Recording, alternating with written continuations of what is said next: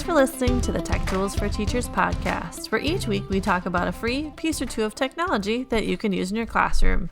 I'm your host, Shannon Martin. I'm a middle school teacher, technology coach, and personalized learning coordinator for my district. And I'm her husband, Fuzz. Hey. What's up, girl? Episode 60. Yeah, 60. I can't believe. Well, first of all, thank you to all of the new listeners. Yeah, You've had a lot of people coming to hang out with us. A lot of wonderful teachers coming to the website and listening to the show. Yeah. Congratulations. We've been doing it. I mean, this is our 60th episode. Yep. We started it in January 2019. Yep. And we're at the So it's a year and a half mark. End of our second school year-ish. I mean, the first one was kind of halfway through, but yeah, so it's the end of our second season. And we're getting listeners from all over the world. Yeah. It's pretty cool. It is pretty cool. We appreciate you listening, and hopefully and sharing with others. Like, I keep hearing teachers like, oh, hey, I heard this and this was awesome, and it wasn't really for me, but then I like had another teacher that teaches another subject and I shared it with them, which is awesome. Yeah, that's share it. And it's meant for, it's just a resource for teachers. So and somebody said, like, you currently, I mean, you were an English teacher at one point, or English and literature, and you currently teach social studies and geography and computers. You have taught geography. Yeah, I've taught geography. I've taught computers. I've taught You're not science. A math teacher. You're not a phys ed teacher. Right. But you do look for tools that can help any teacher. Mm-hmm. And primarily, the point of this show is free pieces of technology. Yep. Free being the keyword. Because we know as teachers, budgets are tight. You're not going to be spending $100 a month on a piece of software. Right. And districts don't have that kind of money either. Right. So anyway, thanks to all of you who are listening. Yeah, and for joining us and coming to hang out, which is kind of cool. Right. So here we are on our last episode of the full regular season. Correct. I'm guessing it's one of those where we will start back full time, like in August when school starts back full time. Yeah, well, we'll do with everything going on. I'm guessing I'll be popping in over the summer just with tools here and there, and that's usually when I do most of my professional development. Both running professional development and going to professional development happens June and July, and it's going to look a lot different this summer. So I'll probably share some ideas here and there as I come up with them, and as I see other teachers and share out their information too. So you got it.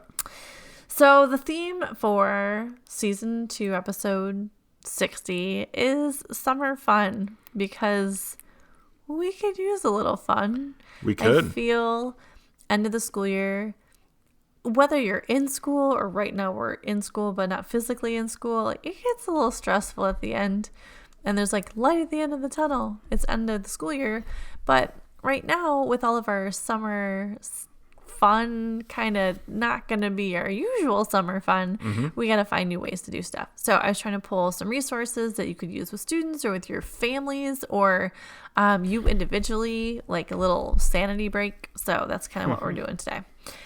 So on that note, the first website we're going to talk about today is rhymes.net. So if you don't already use this site in your classroom, you could definitely use this in your classroom. It's something you could share with your students to use over the summer. I know. I guess if they didn't, it'd be a bummer. Oh, I can only imagine what this is going to turn into. So for little ones, I know that rhyming is a big thing, like pre-reading skills, learning to rhyme, but it's fun. And for anybody who is an aspiring rap artist, it is definitely needed. And so her words should be heeded. It's the thing that is needed. Yeah, I think you said that already. Okay, so clearly we need to work on rhymes.net a little more. The bracelet my 5-year-old made me is beaded. So it is rhymes.net, and literally it is like what rhyme sounds like this word. You can hear it. And then they break it down by syllables, which is really nice. So like 1 syllable, 2 syllable, they start you off with chime, bedtime, anti-crime. Okay. I haven't got the time. I made a batch of awesome slime. Like they set you up really well. And it's great. They have all the alphabet listed out. They got new, you can do random. They have special collection, like nursery rhyme setups. They also have it in French and Spanish. Nice. So for kids that are practicing, so like the eldest is learning Spanish. Yeah. And she has actually changed her phone over to Spanish, so she's forced to practice her Spanish skills. She handed it to me the other day to do something, and I'm like, I don't know. You're like, I speak German, I don't speak Spanish. And so what a cool way for those like kiddos who do speak different languages to practice like these skills, and just for fun. Like you can build word clouds with the rhymes, which is kind of fun. They even have like popularity rank of use, and then best how to say rhymes in sign language. Like there's so many like cool resources on this. It's not just like a list of rhyming words, but you could actually use them in so many different ways. But fun family challenges or like word of the day kind of thing. Just there's a lot of ways you can use this. It's a very maybe you're writing your next SoundCloud rap album. Right. See, you could do like little poems and mail them to people. Anyway, there's just so many ways you can use it, but it's a fun, easy to navigate site. You could use it with students. You could use it as family. You could use it to challenge yourself a bit if you're going to learn some new languages. You could use it to challenge an alphabet. You could use it to challenge the alphabet. Rhymes.net is the address. Yes. Cool. So try it out. It's kind of fun, and yeah, you can type in a word and it'll search it up for you and do all the things. So it is very snazzy. Schnaz. Check it out and have some fun with it. Like easy, lighthearted, but like learning at the same time. So that is our first one, rhymes.net. The second one we're talking about today, I just want to briefly like touch base on, because like everyone's got a summer reading program. Yeah. Not everyone. Lots of schools do. Sure. Libraries do. Everything's looking different. What is summer these days? It's going to be interesting. So I'm always looking for free book resources. Yeah. And I've done like Storyline online. We've done a variety of them, like Epic Reads. But I know Epic ends usually in June. Okay. There's different things that teachers use on a regular basis, but just to throw another one out there, it's called Loyal Books. Okay. And it's free public domain audiobooks and ebook downloads. And what's kind of cool is it's the classics. So a lot of these you'll see on bookshelves and things like that. And maybe they're not like the coolest covers, so they're not always picked up right away. Sure, but but they are the classic books. And what's nice is that they're audiobooks. So you could just put them on in the background while you're doing other things and listening to them. There's fiction, there's nonfiction, they have children, fantasy, they've got all the different genres laid out for you really nicely. Yep. And then again, also in different languages. So they have audiobooks in Chinese, French, German, Italian, Japanese, Spanish, and other languages. So if you're practicing another language, what a great way to practice that over the summer. Yeah. Or if you're listening to books, or if you're learning a new language, just different ways of using it. But like they have Aesop's Fables, they have, like a variety of poems, they have Oz, they have Pinocchio. So there's a wide variety for both students. Like I'm just looking at the kids' books, but they have a whole section for adults, and they have mystery and fantasy and fiction and nonfiction. But it's another free book resource. You can click on it. You've got the audiobook. Again, you can listen to it as a family, like while you're working. Around here, there's a lot of reading aloud of Harry Potter, but a lot of times now, just having an audiobook playing in the background, we've been doing kind of more of here and there. I will tell you this. I mean, I don't know if this plays into our child's growth and development at all, but for the first year of her life, the way we got her to sleep at night was I would sit in her room and we would listen to the audiobooks of like Hamilton, the 40-hour biography, and Grant, the 40-hour biography. I did with her, I'm trying to think, To Kill a Mockingbird. Yeah. I was listening to that on audiobook while she was going to sleep at night. But things like this, you can, like if you're if or like you, working out in the yard, I know, or just exactly. just a way to listen to it. And maybe you don't want to listen to music, or maybe there's a book that you never wanted to like pick up and read, like paperback, but you could just listen to it, you know. Anyway, so it's a nice another free resource. Audiobooks. If you have students reading classic books, I know sometimes high schoolers have like summer reads that they have to do, and so like there would be a lot of choices there for this. So anyway, it's not the newest stuff, but also it's a free audiobook resource, which I think is always helpful. Yep. And we love to encourage reading, so that's awesome. So loyalbooks.com Cool. is what the website is. So that is our book resource for the summer. The Number next 3. one is for fun, but learning and fun at the same time. Best kind of fun. So when you learn something. It's called Archidemics. If you're not already using it, it's super fun and easy. If you're using it in your classroom, that's awesome. Encourage maybe kids at home. I know we're probably going to try and get away from screen time, but also having it's inevitable. And if you want to say like, hey, you're going to play video games for 4 hours of the day, how about for a half hour you play Archidemics and do math? Yeah. So what's because I am so fast at the he's so proud of himself at the 5th grade multiplication that I'm doing. I beat everybody every single time. So, oh my goodness. So Archidemics, if you have not used it before, is loaded full of awards. It's won lots of awards because what it does is it reviews skill building.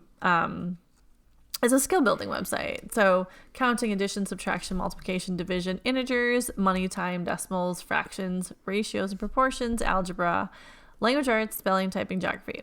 Okay. Grades 1 through 6. Okay.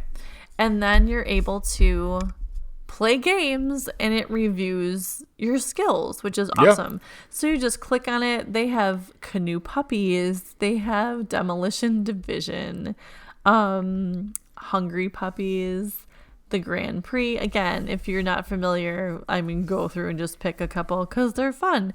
And skill building for anyone, even though they're rated grades 1 through 6, definitely, I'd say through, well, pretty much anyone. Adult. You and I are playing them competitively right now. They kind of suck you right in. It's a great way to review basic skill stuff in the summer and give kids options so they aren't just doing the same thing they always do and mix it up a little bit. You had one before that was like, what's 24 times 9? I'm like, well, geez. Do it faster. Do it Isn't faster. it 6? Carry the 1. So, Right. But Trick yeah, question. so it's challenging. It's not just, and again, you can pick your skill level and stuff, but there's a lot of fun games and you could make it competitive with families or with classmates, and it's online, but it is skill reviewing and it's fun to play, and we've had fun kind of playing, and we're grown adults. The answer is 216. And it's not stressful review. Like you can play and you don't feel like really stressed about stuff. It's just kind of a fun way to review skills. And for the summertime, we're looking for things that are fun, rainy day, keep kids busy. Yeah, and reviewing their skills. Maybe you teach all year long and you're looking for some activities. Yeah, absolutely, because this can definitely be used in the classroom very easily. Yeah. And especially like a station setup or something. Or online learning. Hey, look at that. Yeah, I mean, we get back the next year and who knows what that's going to bring to us. Yeah. So there's that. So archidemics.com, like academics, but an arcade game. So it's Archidemics. Archidemics. Last one. You were so sparkly when I brought this up to you. I'm very happy about this. This is a very good website. Okay. So it's called Instructables.com, not Destructibles. It's Instructables.com. Yes. And it's so cool. So this is my like mental break for adults Yeah. or students. I mean, anybody, anyway, I'm telling you, Older if kids you're and looking to do adults can something do around stuff, the yeah. house, this is great for kids. This is also great for you. If you're looking to do anything around the house or in the class or build something, go to or even you build. can build stuff. So I mean, you can, and Yeah. I'll let you get all sparkly Yeah, here in a yeah, second. So the topics, you can do circuits. They have a workshop section, crafts, cooking, living outside, and they have a whole teacher section too. But for now, because it's summertime, you can ignore the teacher section and do stuff for your home, your life, your new cooking skill set, because they got these really cool Japanese pancake things that I'm totally going to make tomorrow. Maybe not tomorrow, but sometime in the next couple of weeks here.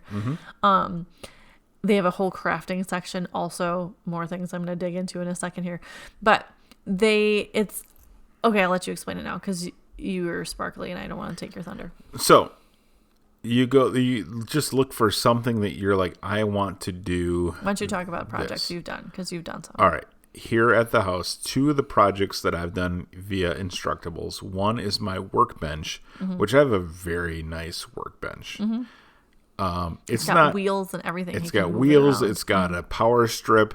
It's not pretty. It's not like I didn't use. You could have like probably polyurethane and made it all pretty, could have. but you didn't. Yes, I could because you have. draw on it with pencil. I do.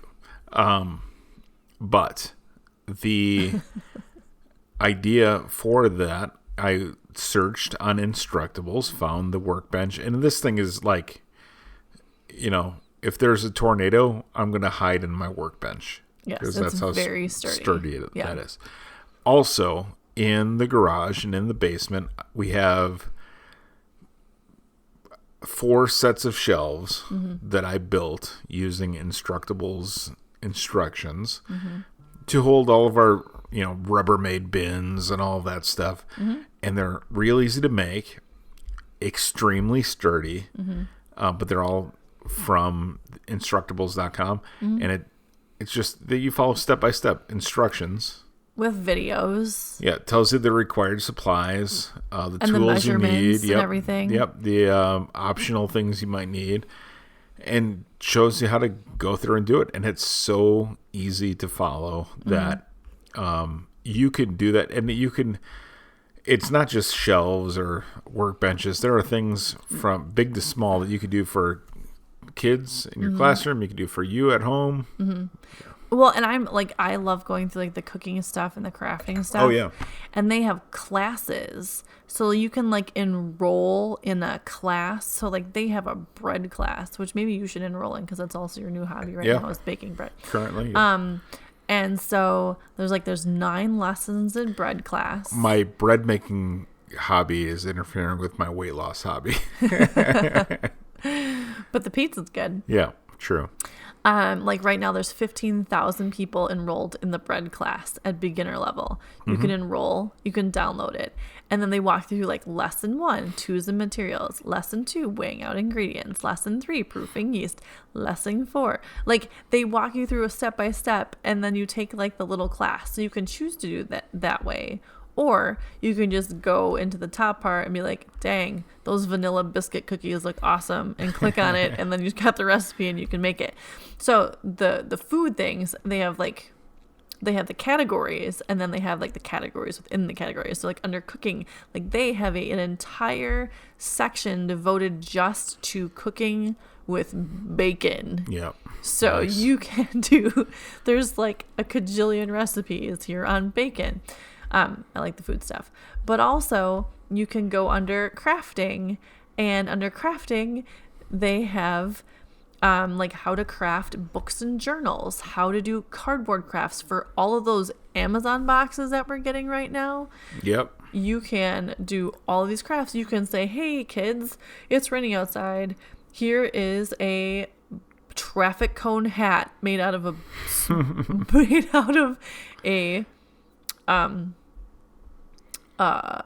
it's a real traffic cone. oh my gosh, this is amazing. And cardboard. And it's cardboard, and it's like a Dr. Seuss hat.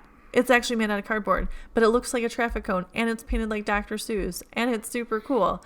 And it's step-by-step instructions on how to make that. Yep. And it's so cool.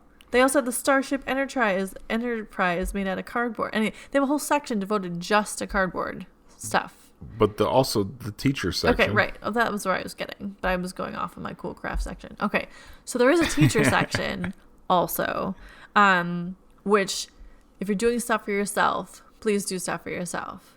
You can't plan all summer. You can plan all summer, but sometimes you do things for yourself. But sometimes while you're doing things for yourself, you say, oh, this would be cool for my classroom. Mm-hmm. They do have a whole section devoted to teachers, which is awesome. And it's broken down by grade. So K2, 3, 5, 6, 8, 9, 12, university. And they have educational partners, which actually we've talked about, like Autodesk, Tinkercad, those types of sites, the 3D design sites. Yep. Are actually like education partners with them. And then they have sections under every category when it comes to math, science, social studies, engineering, wood coding, shop, metal ELA. shop, Yep. art. So then it's broken down by the subject that you teach. So you can pull up just cool projects. You can pull up by like in language arts. You can pull up like grade 3, 5. You can come up with then 3, 5, then pull up your subject. I'm going to do something in 3, 5, ELA, search what they have. And then they have like interactive flashcards. They have book tasting. I don't even know what that is. Cool crafting projects using a variety of things. So, magnetic classroom vocabulary games and cute book corners and all kinds of stuff. So there is an entire section devoted to teachers, which is awesome.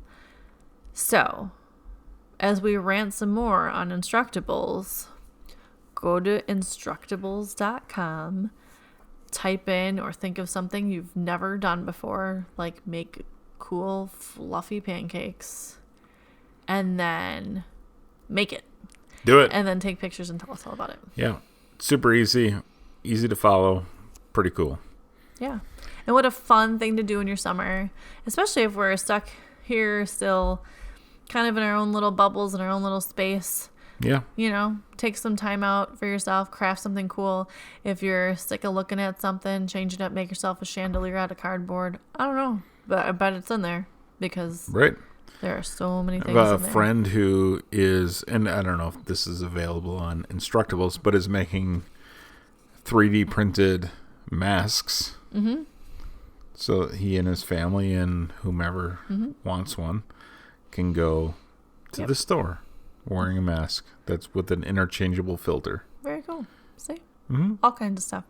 So yeah, so that's kind of some of our summer fun. We have 4 sites for you to check out and try out. And don't forget, there's everything else loaded into the EdTech directory. So if you're not sure what the fall's going to bring, but some of it might be online, go back through previous episodes. There's tons of stuff in there. Yep. If you ever have any questions, please feel free to email me. And it's funny, like people email me all the time, like questions or if I have ideas for stuff, and I'm happy to share whatever resources I have. So just let me know what you need, and I'm happy to respond. And that's just Tech Tools for Teachers at Tech Tools for Teachers podcast at gmail.com. Yes, because it's the longest. It's the longest email address ever. But it's easy to remember. Tech Tools for Teachers podcast at gmail.com. So yeah. So thanks for tuning in and joining us here on episode 60 of season 2. It's been a fun one. This has been the podcast.